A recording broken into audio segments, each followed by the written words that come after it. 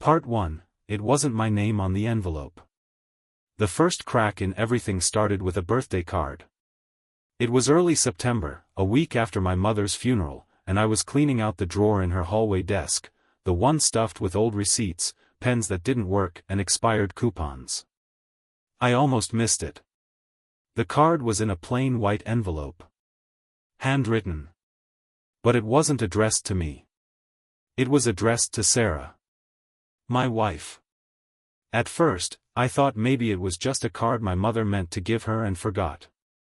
Grief does strange things to the mind, and I wanted to believe it was nothing. But when I opened it, the message inside stopped me cold. Sarah, I know what we did was unforgivable. But you said we'd tell him before the wedding. You promised.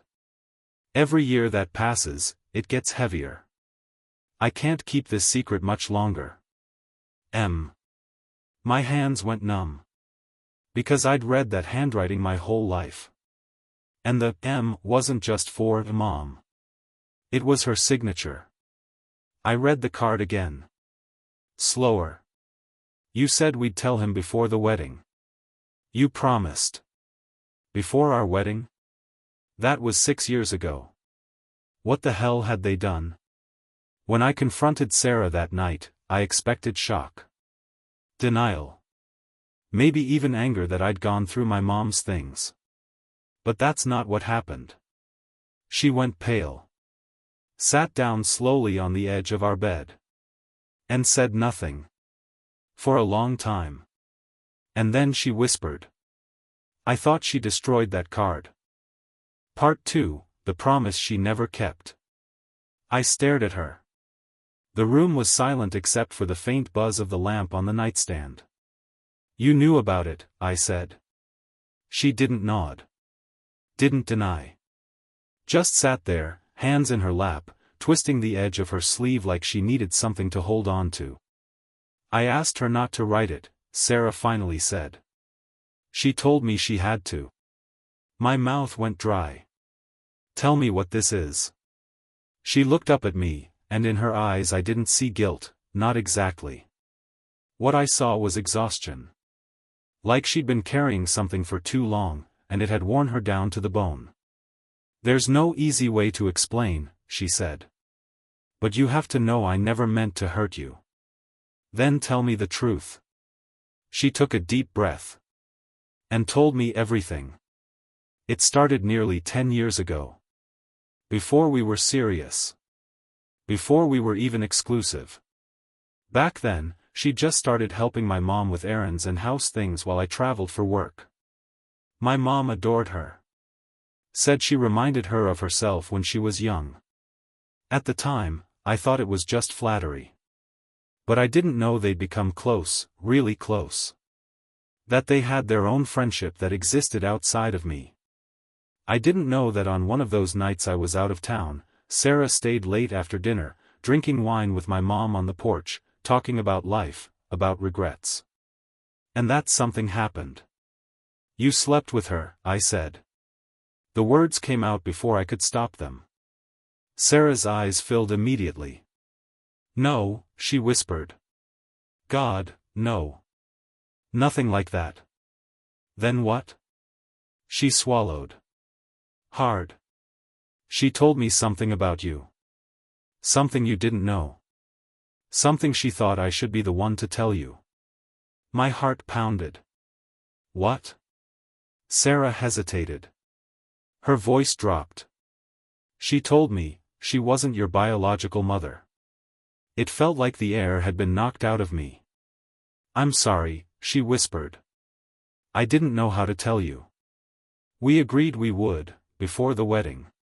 But then she panicked. Said she couldn't handle your anger.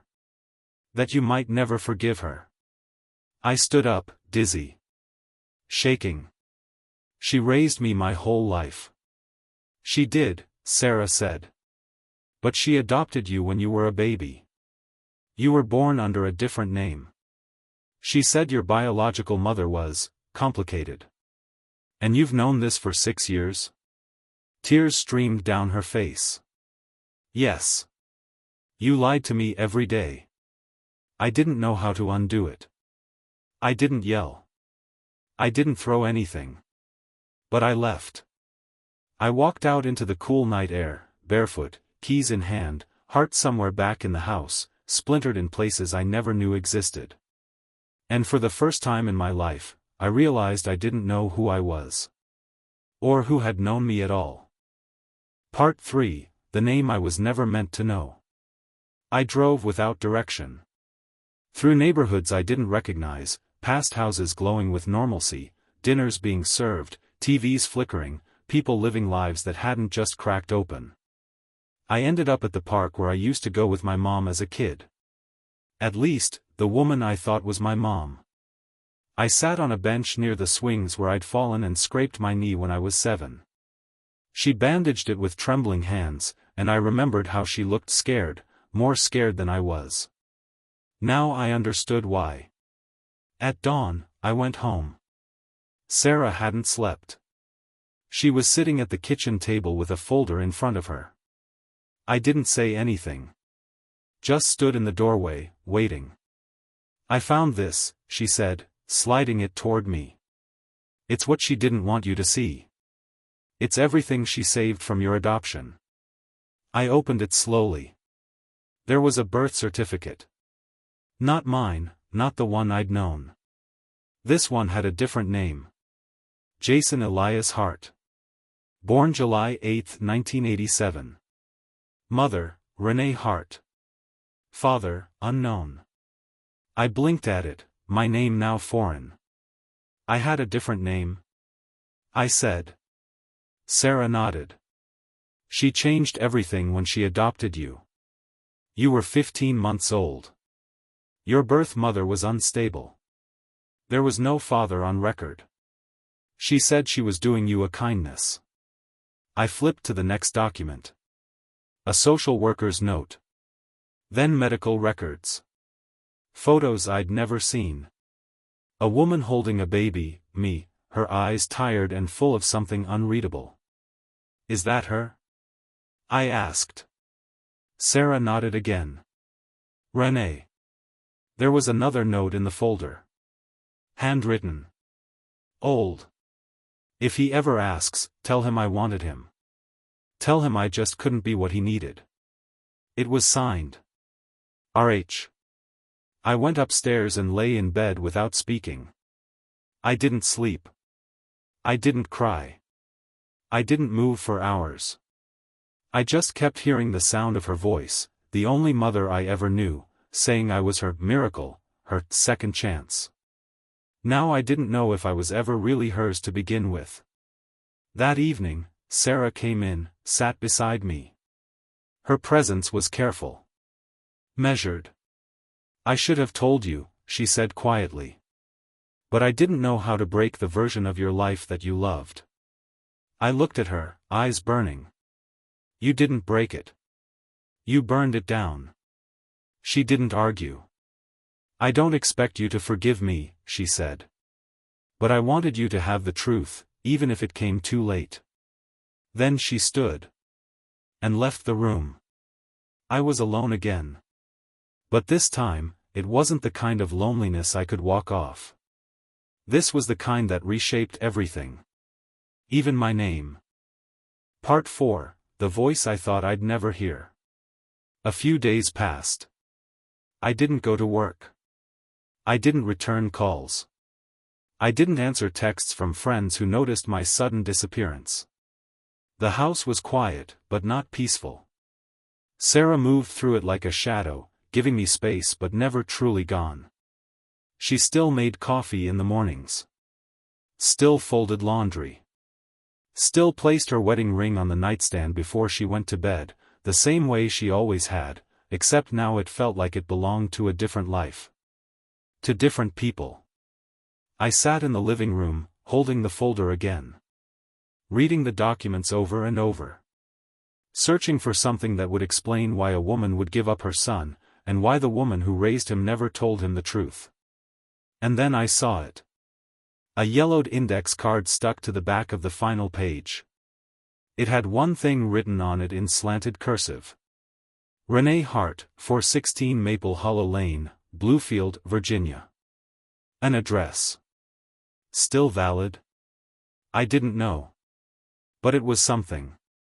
Something I couldn't ignore. That night, I told Sarah I was leaving in the morning. Driving south. Alone? She asked. I nodded. She didn't try to stop me. She just said, if you find her, I hope she tells you what you need to hear. The drive was long. 10 hours on the road. 10 hours alone with my thoughts. 10 hours wondering what kind of woman would walk away from a baby and never come back. And more terrifying than that. What if she hadn't walked away at all? What if someone else had taken me? I arrived late afternoon. The address was a small house off a gravel road, run down but intact.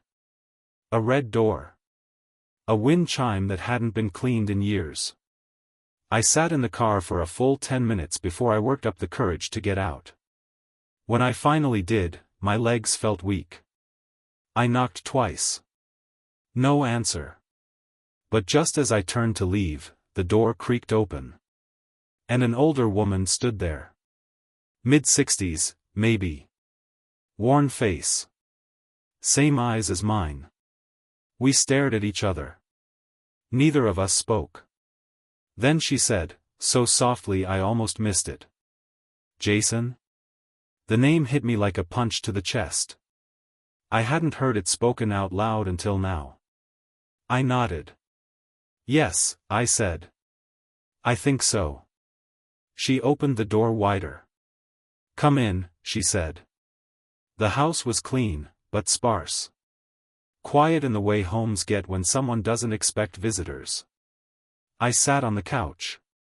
She sat in a chair across from me, hands folded tightly in her lap.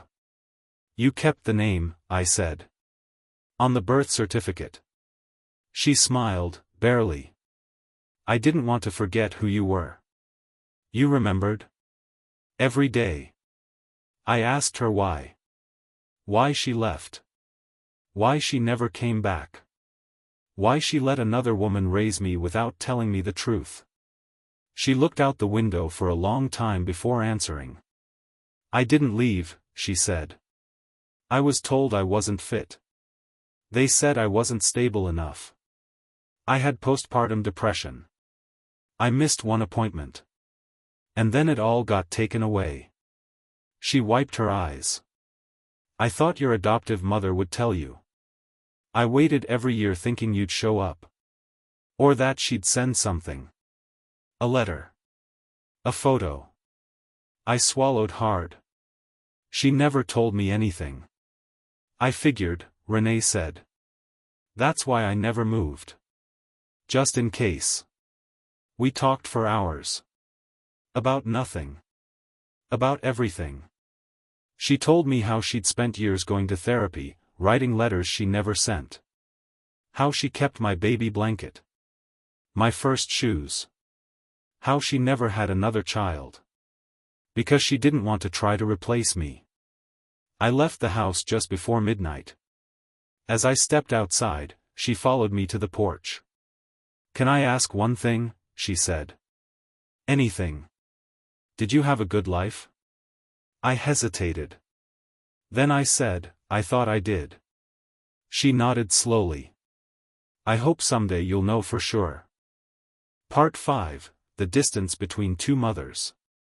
The drive home felt longer.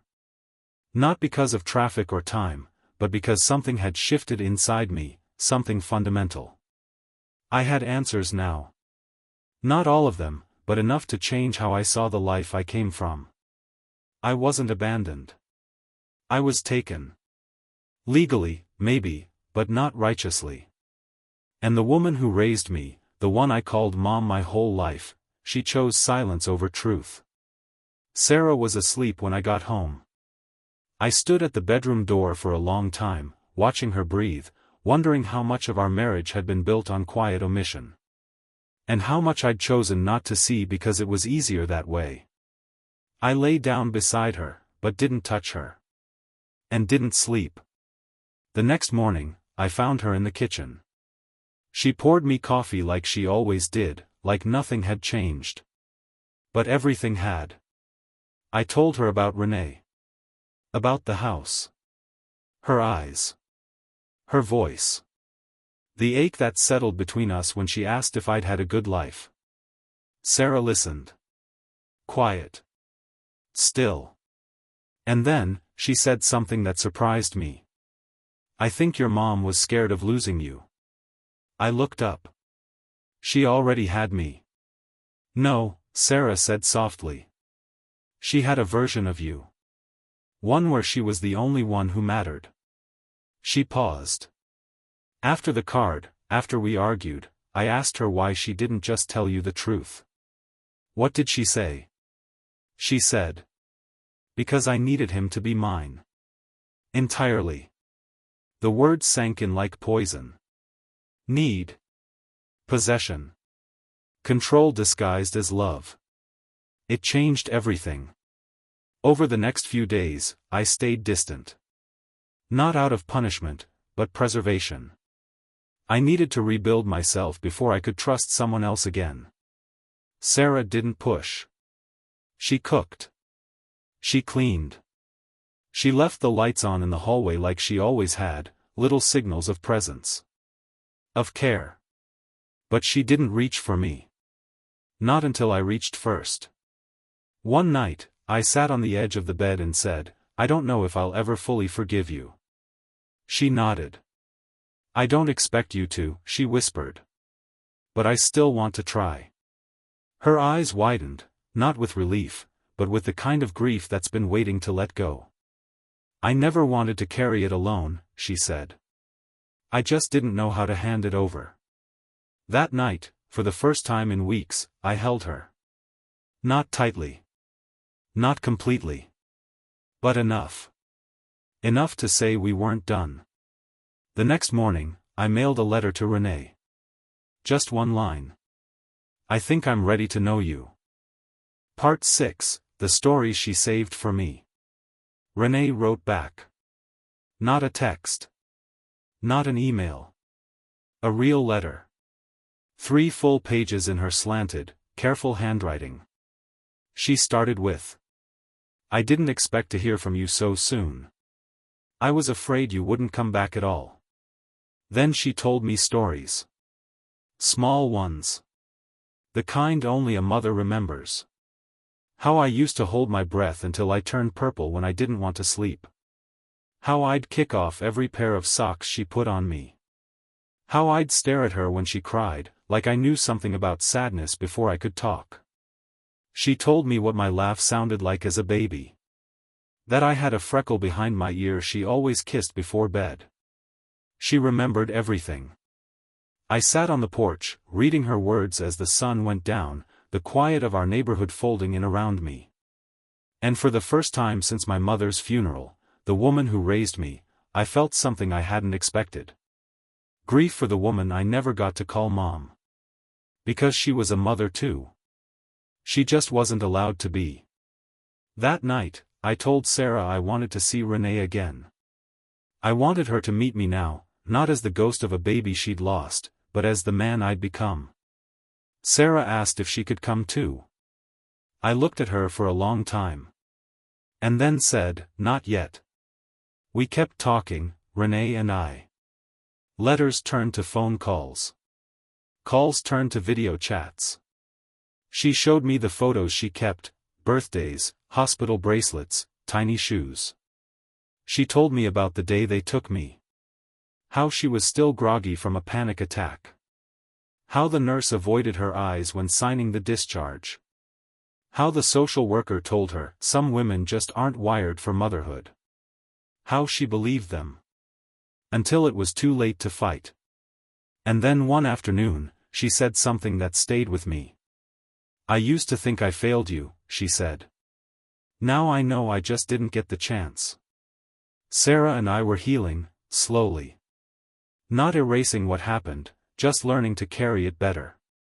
Some nights I still turned away from her in bed. Some mornings, I looked at her and remembered the version of my life she helped protect, and the cost of it. But she never flinched. She stayed. Quietly. Honestly. Patient. One Sunday morning, she brought me a small box. "I was going to give you this on our wedding day," she said. "But I kept it. Because I thought the truth would come first."